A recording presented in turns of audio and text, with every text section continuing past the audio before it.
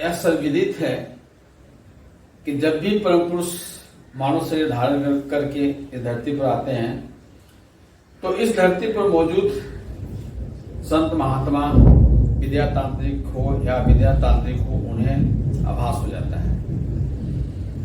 द्वापर में भगवान कृष्ण आए, महर्षि गर्ग को पता चल गया और नंद बाबा के यहाँ बाल रूप भगवान का दर्शन करने के लिए पहुंच गए। कृष्ण के मुखमंडल में ब्रह्मांड का उन्होंने दर्शन किया और धन्य हो गए। शिव काल में तो खैर सभ्यता का विकास नहीं हो पाया था।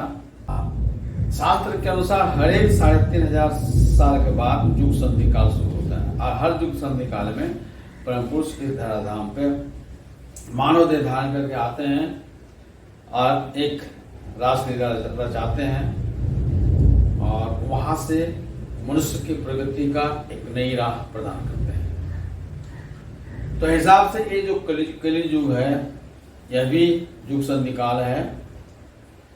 तो आइए हम देखते हैं कि इस युग संधि काल में महासम्भूति अर्थात तारक ब्रह्म अर्थात परम पुरुष का अवतार हुआ या नहीं हुआ। तो 3 दृष्टांत मैं बताने जा रहा हूं। उन दृष्टांतों से सच्ची घटना है, सिद्ध हो जाएगा कि धराधाम पर महासम्भूति अर्थात तारक ब्रह्म अर्थात ईश्वर का अवतार हो चुका है। 1978 की घटना है। आचार्य परमेश्वरानंद अवधूत 18 महीने जेल काट कर, उस समय इमरजेंसी था, इंदिरा गांधी इमरजेंसी लगाई थी, बाहर निकलते हैं तो आनंद मार्ग की स्थिति बहुत खराब हो चुकी थी। तो मन में उनको तरह तरह का उधेड़ चल रहा था, डाउट हो रहा था या बहुत तरह के वहां में फंसे हुए थे। तो उन्हीं दिनों में पता चला कि रायबरेली में एक रोटी बाबा के नाम से जाने जाते हैं जो बहुत ही पहुंचे हुए फकीर हैं, संत हैं।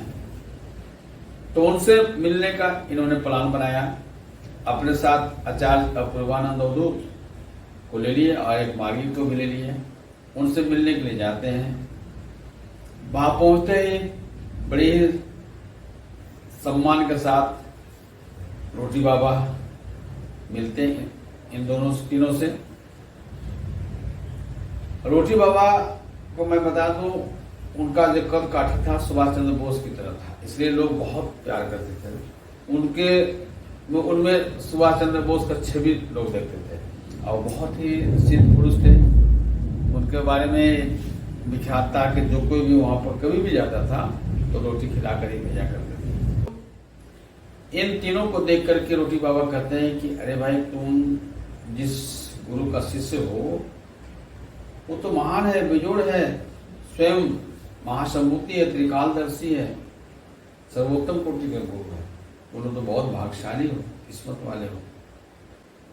कुशल क्षेम पूछते हैं तो सब कुछ बताते हैं। अच्छा तो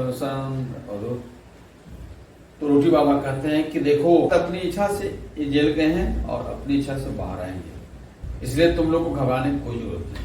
थोड़ा सा कुछ शांति मिलती है पर फिर भी मन नहीं भरा तो चले जाते हैं लखनऊ। लखनऊ में एक थे भूतनाथ बाबा। कहा जाता है कि उनके पास बहुत तरह की स्थितियां थी। भूत भविष्य वर्तमान के बारे में बहुत सटीक बात बताते थे। उनके पास मिलने के लिए तांता लगा हुआ रहता था। तो आचार्य अपूर्वानंद अवधूत और आचार्य संदीपानंद अवधूत, आचार्य परमेश्वरानंद अवधूत तीनों जाते हैं मिलने के लिए। पर्सनल रूम में ले जाकर के भूतनाथ बाबा कहते हैं कि देखो, तुम्हारे गुरु श्री श्याममूर्ति जी का क्या हालचाल है। तो भाई आचार्य परमेश्वरानंद अवधूत तो अंदर से बहुत परेशान थे, क्योंकि समझ में नहीं आता है था।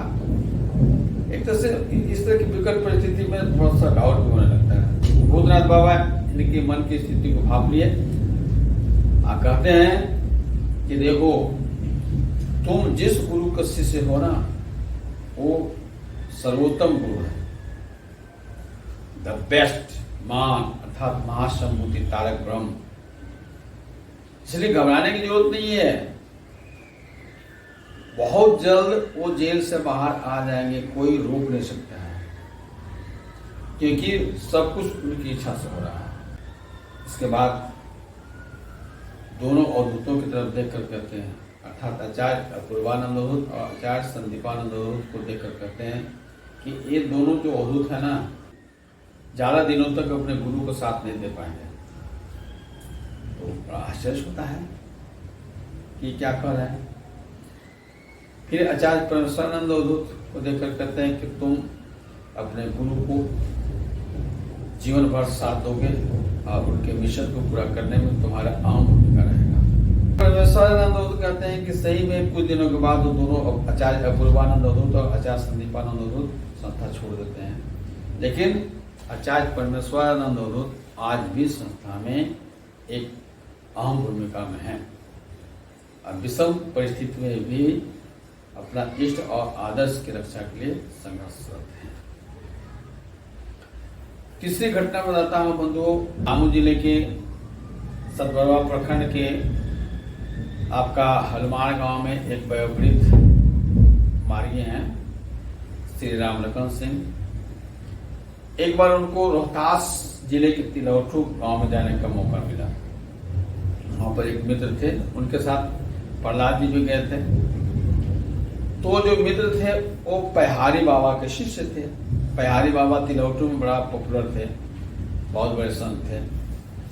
तो उन्होंने कहा कि अब यहाँ तक आ गए हैं तो हमारे गुरु महाराज से मिल लीजिए।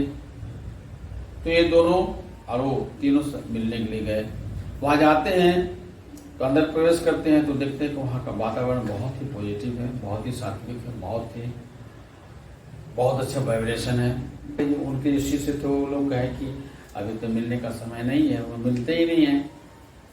तो ये लोग वापस आ रहे थे, तब तक उधर कुटिया से वो जो पहाड़ी बाबा है अचानक निकलते हैं और तेजी से इनकी तरफ बढ़ते हैं।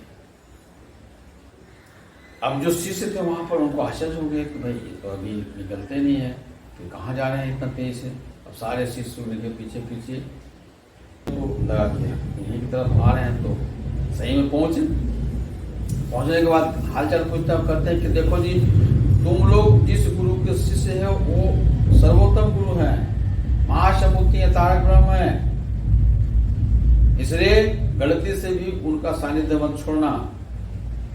लेकिन ये दुनिया जो है माया की नगरी है, ठगनी है, कभी भी फंस सकते हो। इसके लिए क्या करना है, अपने हाथ गुरु के हाथ में दे दो। गुरु तुम्हारे हाथ पकड़े हुए रहेंगे तो बिछुड़ने के चांसेस कम है और बाकी सब ठीक ठाक है।